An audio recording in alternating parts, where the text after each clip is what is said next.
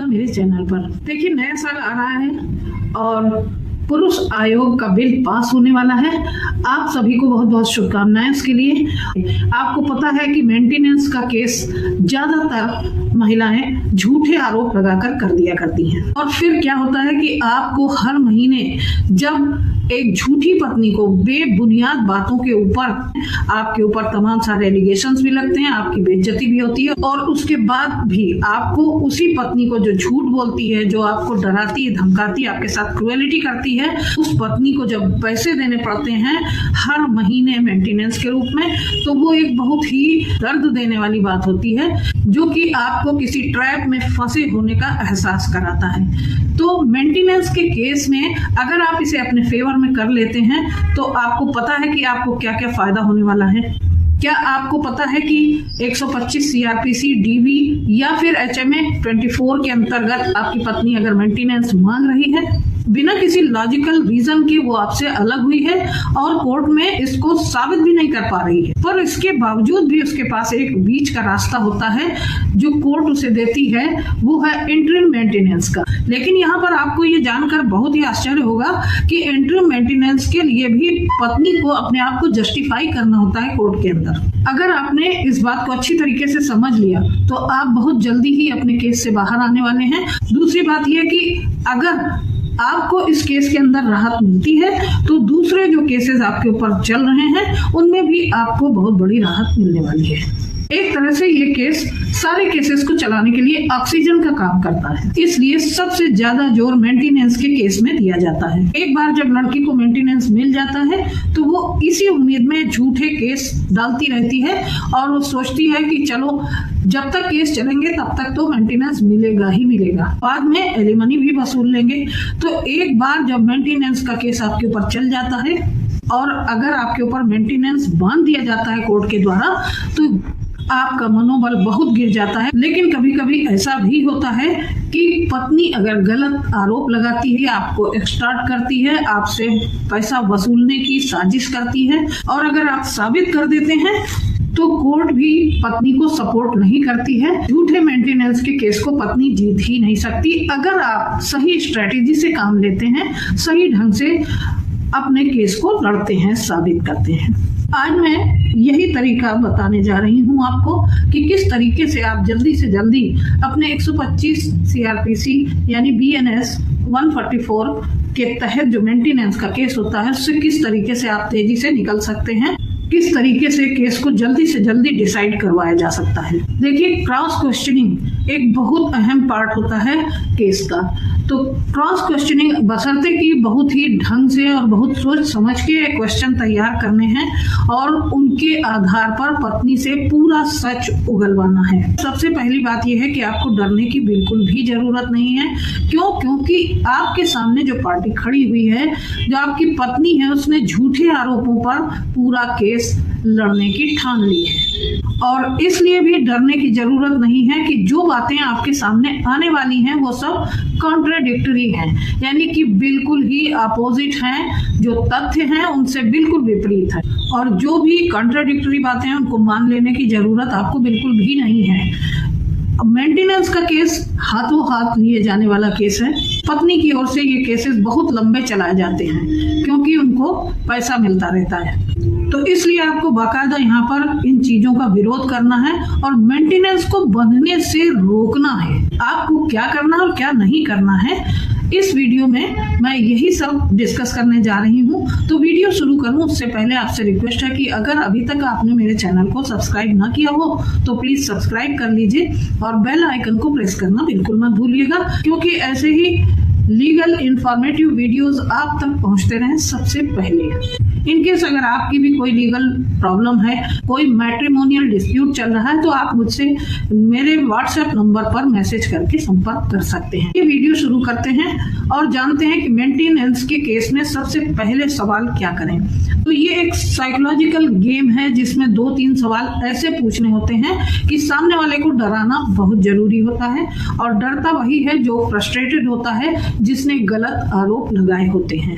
यानी कि डर और फ्रस्ट्रेशन के के बीच की चीज आपको लानी है यहाँ। और अच्छी बात तो यहाँ पर यह है कि आपको खुद डरने की कोई जरूरत नहीं है, क्योंकि आपके सामने जो केस आ रहा है, जो भी चीजें हैं वो सब बिल्कुल गलत हैं, बेबुनियाद हैं। आपको ये मानकर चलना है कि सामने वाला जो वकील साहब हैं या आपकी पत्नी है, उनका रवैया ये है कि वो कहना चाहते हैं कि कुतुब मीनार आगरा में है। तो आपको इन बातों पर बिल्कुल भी ध्यान नहीं देना है। ये नॉनसेंस बातें हैं जिनसे कि बिल्कुल भी आपको डरना नहीं, घबराना नहीं है। आगे बेधड़क होके अपने क्वेश्चन जारी रखने हैं। सबसे पहला जो सवाल है वो बड़ा ही ड्रामेटिक है, फिल्मी है, जिसको कि आपको पूछना जरूरी भी है, क्योंकि ये क्वेश्चन थोड़ा सा फ्रस्ट्रेशन क्रिएट करता है। तो सबसे पहले जो सवाल आता है वो आपको ये पूछना है कि ये जो जिसके खिलाफ आप केस लड़ रही हैं, श्रीमान रमेश, क्या ये वही हैं जिनके खिलाफ आपने केस डाला है? ये आपके कौन हैं? इनका आपसे क्या संबंध है? तो इस समय तो वाइफ अलर्ट है और इस तरीके के फ्रस्ट्रेशन को वो पी जाएगी और वो बता देगी कि ये कौन है, मेरे हस्बैंड है, मेरे पति हैं। ये क्वेश्चन जो थोड़े बहुत करने चाहिए, ये रैशनल है, लॉजिकल होते हैं, ऑब्जेक्शन भी आ सकता है, लेकिन फिर भी आपको ये क्वेश्चन करने हैं, क्योंकि आपको एक हीट ऑफ मोमेंट भी बनाना है हल्का सा। और जब हीट ऑफ मोमेंट बन जाता है, यानी कि सामने वाले के ऊपर मेंटल जो प्रेशर बन जाता है, तो ऐसे में सामने वाला व्यक्ति फ्रस्ट्रेशन में आकर खुद ब खुद बहुत सारी बातें उगल दिया करता है। क्रॉस एग्जामिनेशन वही सबसे अच्छा होता है जिसमें आपको खुद कोर्ट को ये बातें ना समझानी पड़े, बहुत ज्यादा एक्सप्लेनेशन ना देना पड़े, बल्कि अपने क्वेश्चंस से सामने वाले की एक्सेप्टेंस आप कोर्ट में करवा लें। अब आप आगे पूछेंगे कि आपने अपने पिटीशन में लिखा है कि आप अपने पति का घर छोड़कर आ गई, तो आप क्यों आ गई? जबकि वहां पर उसने लिखा होता है कि मुझे धक्के मारकर, मार पिटाई करके घर से निकाल दिया गया है। लेकिन ऐसे आपको नहीं पूछना, आपको पूछना है कि आप अपना घर छोड़कर क्यों आई। तो फिर अब वो खुद कहेगी कि मुझे मारा पीटा गया और मुझे मार पीट कर घर से बाहर निकाल दिया गया। तो यहाँ पर जो जनरल क्रॉस क्वेश्चनिंग होती है, उसके बाद तुरंत ही अगला क्वेश्चन पूछ लिया जाता है। इस सवाल में बहुत कुछ है, मैं पॉइंट आउट कर देती हूँ, और इसी को आप रिग्रेट करके निकल रहे हैं कि एक पीड़ित महिला को ही मेंटेनेंस दिलाया जाना चाहिए, क्योंकि मेंटेनेंस दिलाए जाने की सबसे बड़ी और सबसे जरूरी कंडीशन यही है। तो वो पीड़ित है कि नहीं, ये आपको कोर्ट के सामने अपने क्रॉस क्वेश्चनिंग से साबित करना है। तो आप अगला क्वेश्चन ये पूछेंगे कि आपको मारा गया, तो बिल्कुल कहेगी कि हाँ मारा गया। फिर आप पूछेंगे कि आपको किसने मारा, तो इस सवाल के जवाब में वो 3-4 लोगों का नाम तो लिखा ही देती है और सबका नाम वहां पर लेगी। वो बोलेगी सास ने मारा, मेरे पति ने मारा, मेरे फला ने मारा। तो आप ये कहिए कि आपने इसकी शिकायत क्यों नहीं की पहले? तो यहाँ पर वो बातें बनाएगी कि मैंने इसलिए नहीं की, घर की इज्जत बचाने के लिए, या मुझे डराते थे, धमकाते थे, तो मैं शांत रह गई। अब इस बात का जवाब तो हम बाद में भी ले सकते हैं। अब आपको अगला क्वेश्चन तुरंत उससे ये पूछना है कि आपको याद है कि आपको कब कब किसने मारा? कब मारा? जब आप ये पूछते हैं तो ये मत पूछिए कि किसने मारा, फिर उसके बाद आप पूछिए कि कहाँ मारा, और तब पूछिए कि किसने मारा। और इस तरीके से कब, कहाँ, किसने करते करते एक झूठ के बाद दूसरे झूठ और पुराने से पुराने झूठ बोलते बोलते कहीं ना कहीं तो वो फंस ही जाएगी। तब आप यहाँ पर काउंटर क्वेश्चन कीजिए कि अभी तो आपने ये कहा था और अब आप यहाँ पर ये कह रही हैं, और इस तरह से कुछ ना कुछ तो आप उससे निकलवा ही पाएंगे। यहाँ पर जैसे कि उसने कहा कि दिवाली के 2 दिन पहले मेरे देवर ने मुझे थप्पड़ मार दिया था, और उसके इस स्टेटमेंट को आपको अच्छी तरीके से सोचना है, मौका लेना है, और इसकी क्रॉस क्वेश्चनिंग की तैयारी आपको कर लेनी है। और आप अच्छी तरीके से इस बात पर रिसर्च कीजिए कि जिसके लिए उसने आरोप लगाया है, इतने दिन पहले की घटना है, उस दिन वो व्यक्ति वहां पर मौजूद भी था या नहीं था। और इस तरीके से स्टेप बाय स्टेप एक छोटे छोटे क्वेश्चन आपको यहाँ पर पूछने हैं घुमा फिरा कर, और अगर 2-3 कॉन्ट्रडिक्शंस मिल जाते हैं तो बहुत चांसेस होते हैं उनके पिटने के। तो आपको तो पूरी जानकारी हो गई है और आपने इस पे रिसर्च भी कर लिया है, तो आप दूसरे दिन उससे यही कहेंगे, इसमें क्रॉस क्वेश्चन करेंगे कि मुझे तो मालूम है, मुझे जानकारी है कि उस दिन तो वो वहां पर था ही नहीं, और अगर वो वहां पर था तो आप अपना एविडेंस दीजिए। अब आपको तुरंत अगले क्वेश्चन पे चले जाना है। आपको मार पिटाई को यहाँ पर साबित होने ही नहीं देना। अगर आपने मार पिटाई को या क्रुएलिटी को अगर आपने यहाँ पर साबित होने दिया तो निश्चित तौर से आप अपनी पत्नी को मेंटेनेंस देने से नहीं बच सकते। आपको इस बात पर जूझ जाना है, जितना ज्यादा एलोबरेट कर सकें, जितना ज्यादा कॉन्ट्रडिक्शंस ला सकें उतना ज्यादा लाएं, क्योंकि घटना आपके संबंध में है और कम से कम 10 क्वेश्चन इस जगह पर होने चाहिए जिससे कि वो आगे फंसती जाए। अगर वो कहती है कि मुझे मार पीट कर घर से निकाल दिया गया, तो यहाँ पर आपको क्वेश्चन करना है कि उसके बाद आप सीधे कहाँ गई? क्या आपके पति ने आपको वापस बुलाने की कोशिश नहीं की? अगर वो वहां पर कहती है कि हाँ बुलाने की कोशिश की, तो फिर आप क्यों नहीं गई? मैं डर गई थी। अगर मान लीजिए आप दोनों के बीच में बहुत अच्छे संवाद हुए हैं वहां जाने के बाद, जहां औरतें आराम से चली जाती हैं मायके में, तो फिर आपको बेनिफिट मिलेगा। अब मैं यहाँ पर एक बड़ा पॉइंट आपको बताना चाहती हूँ कि 498 डीवी में भी कुछ बातें होती हैं जो कॉन्ट्राडिक्ट कर रही होती हैं, वो भी आप यहीं पर पूछ लीजिए। आप जैसे उसने कहा कि शनिवार के दिन मेरे पति ने मुझे मारा, और फिर वो डीवी के केस में कह रही है कि शुक्रवार के दिन मेरे पति आए और मुझे मारने लगे। इस एक ही घटना को उसने अलग अलग तरीके से दोनों केसेस में कह दिया। तो आप वहां पर इससे ये क्वेश्चन कर सकते हैं कि आपने एक ही घटना को लिखा है जो 2 अलग अलग दिनों में लिखा है, तो ऐसा क्यों किया आपने? तो यहाँ पर आप कोर्ट को इन्फ्लुएंस में ले सकते हैं कि ये महिला जो है वो झूठ बोल रही है। हर पॉइंट का मतलब ये नहीं है कि हर बात आपकी सच हो जाए, इंस्टेंटली सब साबित हो जाए। यानी कि आपको गेम ऑफ इन्फ्लुएंस भी खेलना पड़ेगा और आपको कोर्ट को इस इन्फ्लुएंस में लेना होगा कि ये महिला कहीं ना कहीं झूठ बोल रही है। तो ऐसे पॉइंट्स को भी बीच में डालिए जो रेलेवेंट हो और बहुत बड़ा असर ना डालते हो, लेकिन कॉन्ट्राडिक्शन को एस्टेब्लिश कीजिए। लड़ाई के घटनाक्रम को पूरा समझाने की कोशिश कीजिए, और जब भी लड़ाई झगड़े के क्रॉस क्वेश्चनिंग हो तो उसके बीच में कुछ छोटे छोटे क्वेश्चंस का इनपुट डालिए, उसे क्रॉस क्वेश्चनिंग में उलझाइए और उसकी बातों को काटने की कोशिश कीजिए, ब्रेक कीजिए। मतलब आपको कुछ पेच ऐसे डालने हैं जिससे उसका झूठ पकड़ा जाए। अब आगे आपका क्वेश्चन होना चाहिए कि जब आपने अपने पति का घर छोड़ा तो कभी आपने दोबारा उससे संपर्क किया? तो जनरली इस क्वेश्चन का आंसर लड़कियां देती हैं कि नहीं किया। उसका सीधा सा कारण है कि नहीं किया होता है। झूठे केसेस में लड़कियां अपने ईगो को सेटिस्फाई करने के लिए ही केस किया करती हैं और इसीलिए वो घर छोड़कर चली जाती हैं। तो अब आप यहाँ पर कहिए कि जब आपके पति ने आपसे संपर्क किया तो आपने उनसे बात क्यों नहीं की? आप उनके बुलाने पर वापस क्यों नहीं गई?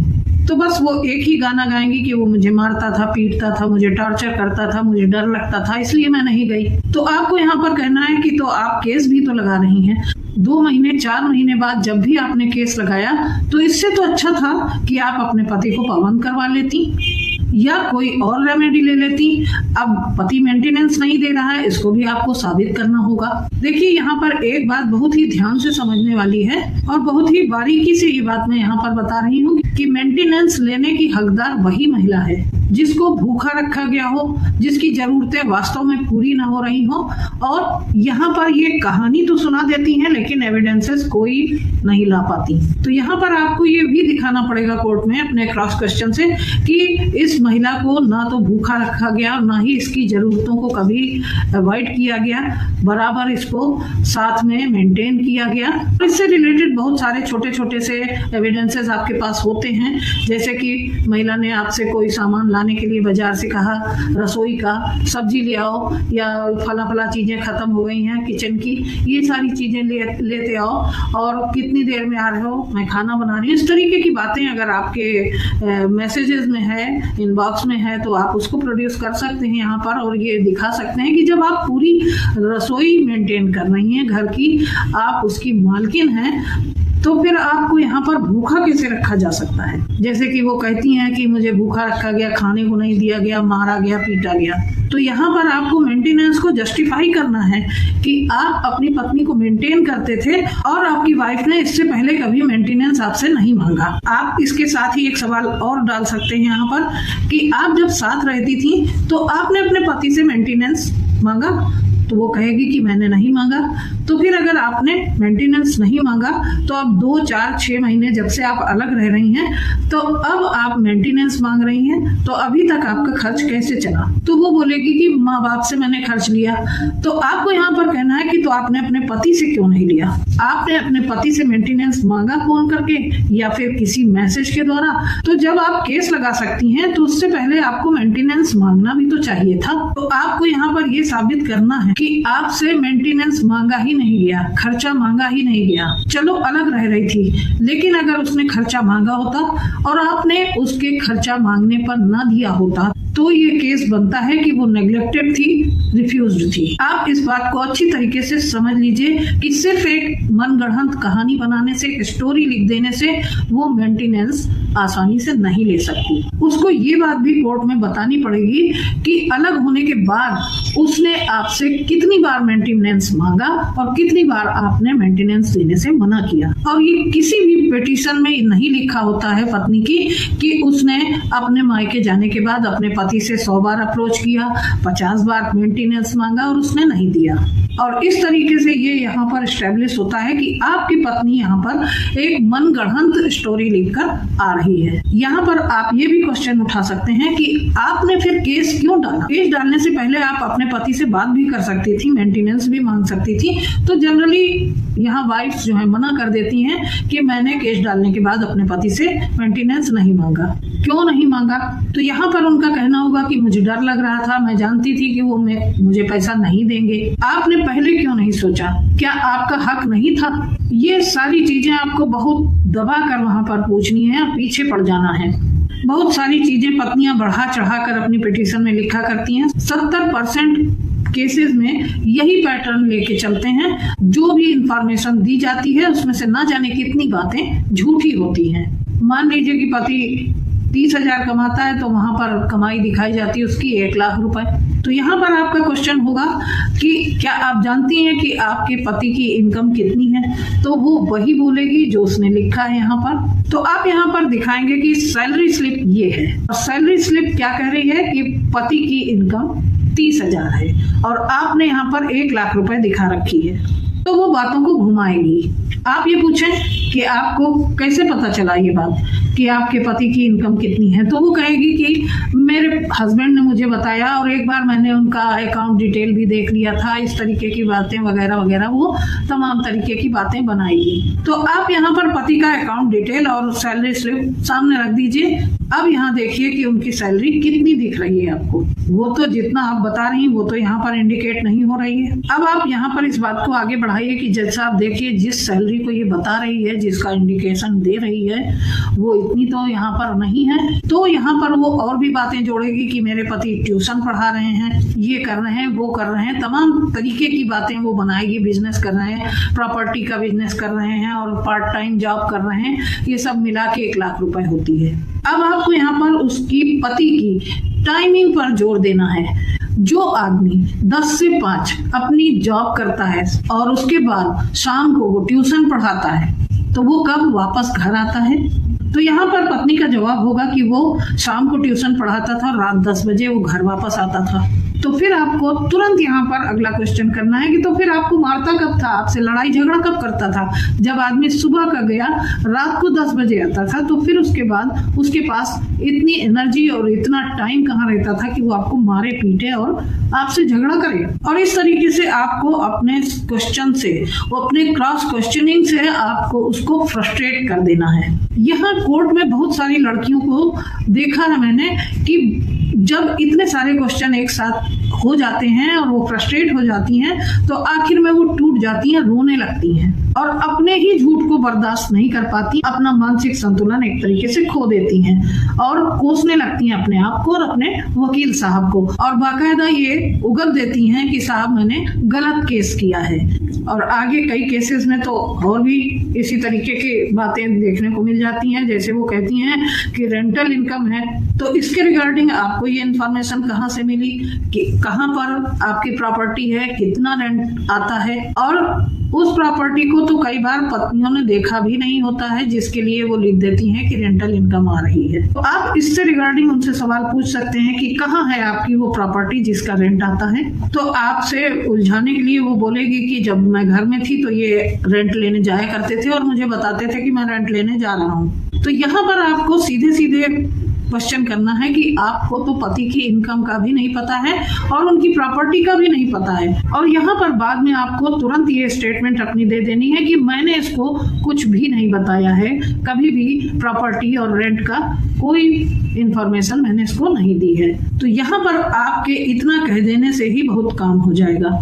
वो रिजेक्ट हो सकती है और उससे एविडेंस मांगिए तो उसके पास एविडेंस होता नहीं है, तो ये बात भी यहाँ पर पिटती है। तो यहाँ पर आप तुरंत ही अगली बात घुमाकर पूछ सकते हैं कि क्या आप साथ रहती थी तो खर्चा देते थे आपके पति?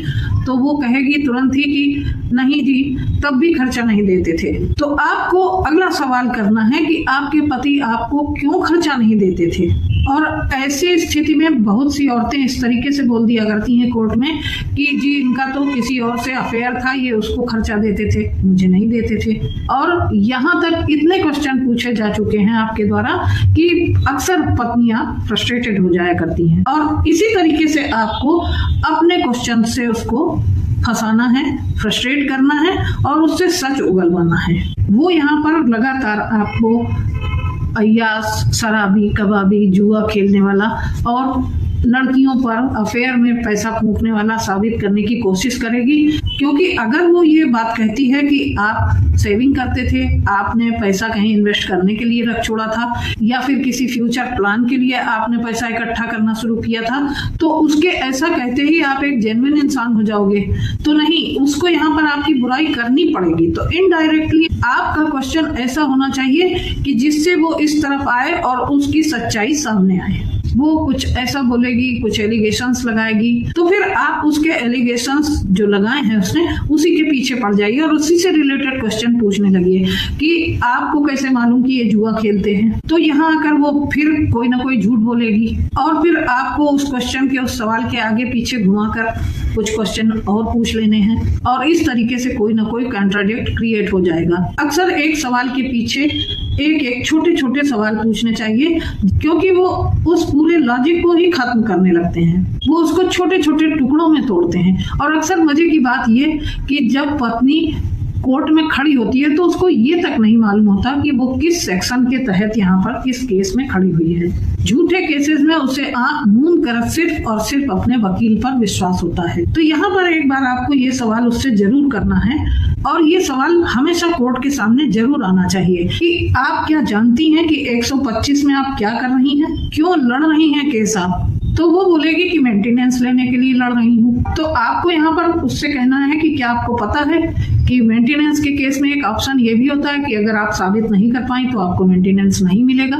इस पर ऑब्जेक्शन भी आएगा, लेकिन आप सवाल जरूर कीजिए, क्योंकि कहीं ना कहीं उसके झूठ को पकड़ना है, उसकी अंतरात्मा को झकझोरना है। आपको भी तकलीफ हो सकती है अगर इस तथ्य को छुपाया तो। आपको बस केवल एक बार उसको डरा देना है, बस इतना करना है, क्योंकि उसको तो डेफिनेशन भी नहीं मालूम है 125 की। तो उसको ऐसा फील कराना है कि जैसे वो अनएजुकेटेड है और वो कुछ भी नहीं जानती।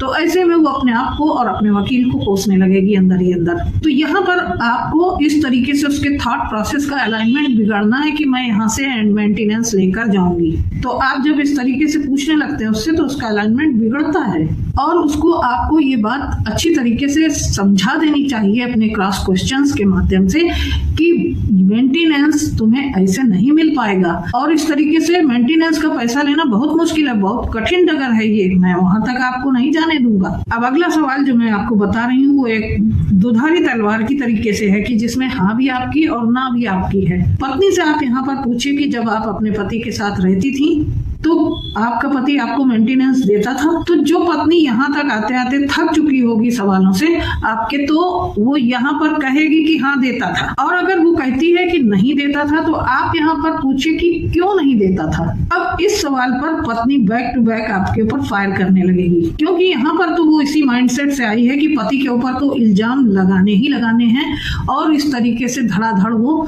तमाम सारे ऐसे इल्जाम लगाने लगेगी पति के ऊपर। उसका यहाँ पर सोचना होता है कि हम जितने ज्यादा इल्जाम लगाएंगे, जितने ज्यादा आरोप लगाएंगे पति के ऊपर, उतना ज्यादा मेंटेनेंस उसको मिल सकता है। सामने वाला कुछ भी कर ले लेकिन मेंटेनेंस तो उसे मिलेगा ही।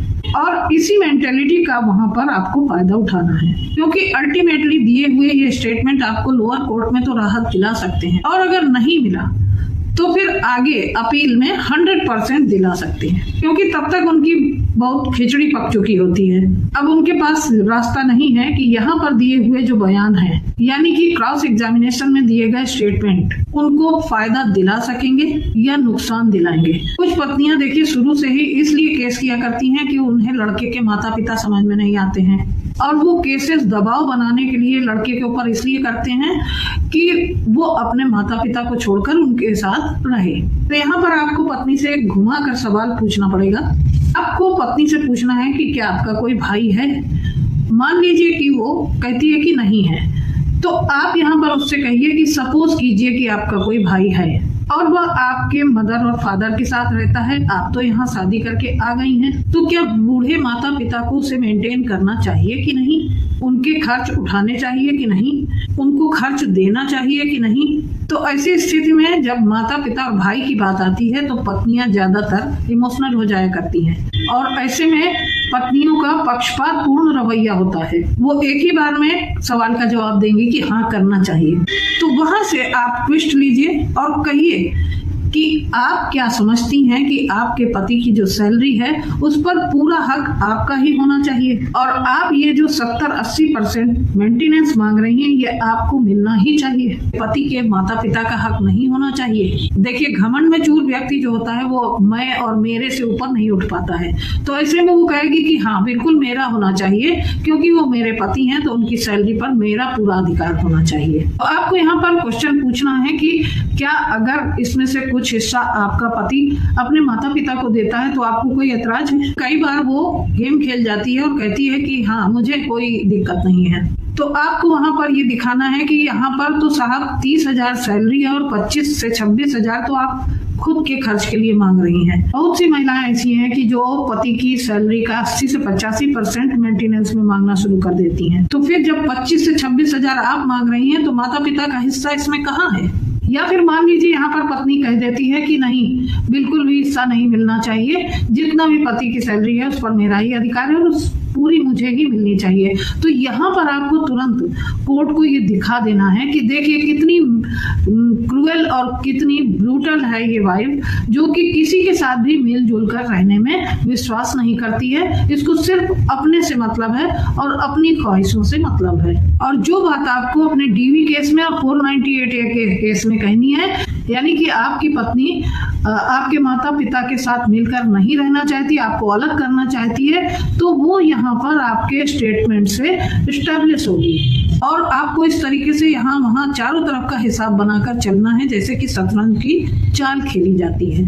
क्रॉस क्वेश्चनिंग का एक बहुत अहम तरीका है जिससे कि आपके जितने भी झूठे आपके ऊपर आरोप हैं वो सब कवर हो जाएं। अब एक बहुत ही इम्पोर्टेंट मुद्दा यहाँ पर आता है उन लोगों के लिए जिनके बच्चे हैं। तो यहाँ भी शुरुआत में कुछ आपके फ्रस्ट्रेटिंग सवाल होने चाहिए। आपको यहाँ पर सबसे पहला क्वेश्चन क्या पूछना है कि ये जो बच्चा है जिसके लिए आप मेंटेनेंस मांग रही हैं ये आपका बच्चा है, और ये जो व्यक्ति है जिसके खिलाफ आप केस लड़ रही हैं आपका पति है, क्या ये उसकी ही धर्म संतान है। इस पर ऑब्जेक्शन भी आएगा, लेकिन आप पूछिए कि क्या ये बच्चा इन्हीं का है। पत्नी इरिटेट होगी, लेकिन वो बताएगी कि हाँ ये बच्चा मेरा और मेरे पति का, हम दोनों का बच्चा है। तो यहाँ पर अगला क्वेश्चन आपका होगा कि आप चाहती हैं कि आपके पति इस बच्चे को मेंटेन करें और उसका खर्चा दें, तो वो किस नाते से दें। वो कहेगी कि पिता हैं तो दें। तो ये जो बच्चा है, तो क्या आप मानती हैं कि इसके ऊपर आपका हक है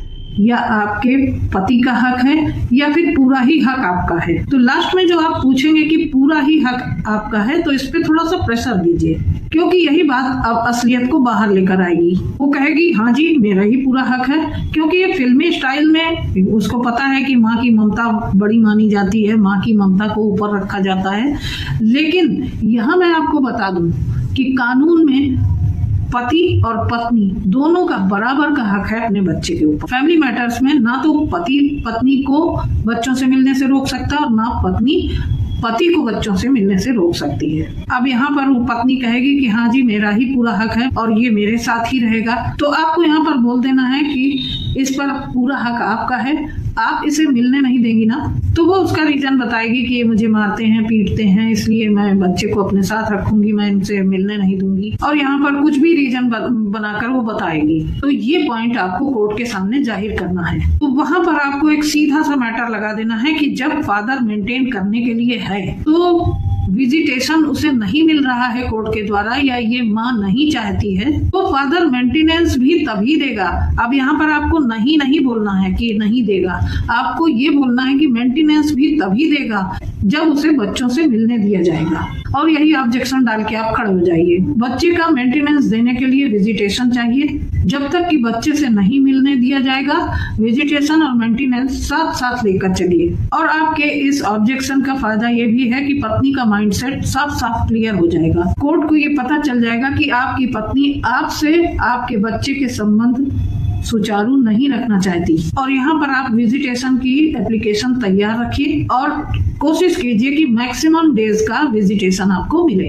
हाथों हाथ यहाँ पर उसको भी आपको क्लेरिफाई करना है, क्योंकि फादर से आप मेंटेनेंस तो मांग रही हैं, पिता होने के नाते आप मेंटेनेंस तो मांग रही हैं, लेकिन फादर से कोई संबंध उसका नहीं रखवाना चाहती, अलग करना चाहती हैं। तो जब इन दोनों का, पिता का और बच्चे का संबंध ही नहीं रहेगा, तो मेंटेनेंस किस बात का? तो यहाँ पर वो फंसेगी। देखिए, ज्यादातर जो बहुत उग्र महिलाएं होती हैं वही यहाँ पर फंसेंगी, नहीं तो बहुत सारी महिलाएं ज्यादातर सरेंडर कर देती हैं। आपको ये गेम खेलने से आपको ही फायदा मिलेगा कि इस वक्त वो आपके सवालों के जवाब में कुछ चीजें ऑन रिकॉर्ड लेकर दे देंगे, जिसको आप कभी भी विजिटेशन में यूज कर सकते हैं। जब उसको ये लगेगा कि यहाँ पर विजिटेशन जो है वो फंसने वाला है, तो वो इस बात के लिए एग्री करेगी और वो कह देगी कि हाँ ठीक है, मिल सकते हैं और मुझे कोई दिक्कत नहीं है। और जो भी है आप उसी टाइम पर वहां पर एग्री करा लीजिए। अब मैं यहाँ पर अंत में कुछ सवाल आपको बताने जा रही हूँ, जो कि हैं तो कुछ अजीबोगरीब, लेकिन यहाँ बहुत ही काम के हैं। बीच बीच में आपको इनपुट के फॉर्म में लेना है। आपको पत्नी से ये सवाल करना है कि जब से आप अपने पति से अलग हुई हैं, तब से आपने कितनी बार करवा चौथ मनाया है। तो अगर कोई उग्र महिला होगी तो वो तो यही कहेगी कि जब से मैं अलग हुई मैंने तो एक बार भी नहीं मनाया है। और अगर वो कहती हैं कि हाँ मैंने पति से अलग होकर करवा चौथ मनाया है, बिना पति के मनाया है, तो फिर ऐसे में आपको सवाल यहाँ पर करना है, तो आपके पति उस समय कहाँ पर थे? तो वो बताएगी कि घर पर थे। तो आप ये पूछेंगे कि आपने उनसे संपर्क साधा था, और वो बोलती है कि नहीं साधा था। तो यहाँ पर अल्टीमेटली आप ये एस्टैब्लिश करने की कोशिश करेंगे कि पत्नी अपना इंटेंशन बनाकर बैठी हुई है कि उसे साथ नहीं रहना है। क्योंकि इस तरीके के केसेस में बॉटम लाइन में पत्नियां कभी अपनी पिटीशन में ये लिख कर नहीं आती हैं कि उन्हें अपने पति के साथ नहीं रहना है, क्योंकि फिर उन्हें मेंटेनेंस नहीं मिलेगा। तो आपको इस बात के लिए कहीं ना कहीं कोई ना कोई इन्फ्लुएंस क्रिएट करके रखना है कि वो औरत नहीं चाहती है अपने पति के साथ रहना। तो इसके अलावा भी बहुत सारी चीजें हैं, जैसे आप कह सकते हैं होली है, दिवाली है, ना जाने कितने त्योहार निकले जा रहे हैं। क्या आप अपने पति के साथ नहीं रहना चाहती हैं, जो आप उनसे कोई संपर्क नहीं रखती हैं, उनके साथ त्योहार वगैरह में भी आप उनसे बातचीत नहीं करती हैं? क्या आप उनके पास नहीं जाना चाहती हैं? और अक्सर इस तरीके के क्वेश्चन में पत्नियां फंस जाती हैं और उनके मुंह से निकल जाता है कि हाँ नहीं रहना चाहती, और आप इसे ऑन रिकॉर्ड डलवा दीजिए। और इसके अलावा भी अगर आपने सेक्शन 9 का केस डाल रखा है पहले और आपके फेवर में डिग्री भी हो गई है, और उससे भी रिलेटेड आप क्वेश्चन यहाँ पर क्रॉस क्वेश्चन कर सकते हैं कि आपके पति जब चाहते हैं आपको रखना, तो आप क्यों नहीं उनके पास जा रही हैं। इसके अलावा भी अगर सेक्शन 9 आपने नहीं डाला है, तो भी आपको कोर्ट में यही कहना है कि मैं अपनी पत्नी को साथ रखना चाहता हूँ और आप मेरे साथ आकर रहेंगी या फिर मेंटेनेंस का केस लड़ेंगी। आप यहाँ पर कोर्ट में पूछिए कि पत्नी आपके साथ आकर क्यों नहीं रह रही है, सेक्शन 9 की डिग्री को वो क्यों नहीं एक्सेप्ट कर रही है। और ये सारी चीजें क्लब होती हैं, और ये सारी चीजें जब क्लब होती हैं तो इसका इम्पैक्ट क्रिएट होता है और आपके पास बात करने के लिए बहुत ही रिलेवेंट मजबूत पॉइंट्स बनते हैं, और कोर्ट को कन्विंस करने के लिए आपके पास स्ट्रांग स्टडी होती है, और इसी के आधार पर आपको बहुत बड़ा फायदा मिलता है। तो आज के वीडियो में बस इतना ही। वीडियो बहुत लंबा है लेकिन आपके काम का है। तो वीडियो अगर पसंद आया हो तो लाइक और शेयर करना बिल्कुल मत भूलिएगा। तो फिर मिलती हूँ अगले वीडियो में एक नई इन्फॉर्मेशन के साथ, एक नए टॉपिक के साथ। तब तक अपना ध्यान रखिएगा। आप सभी को नमस्कार।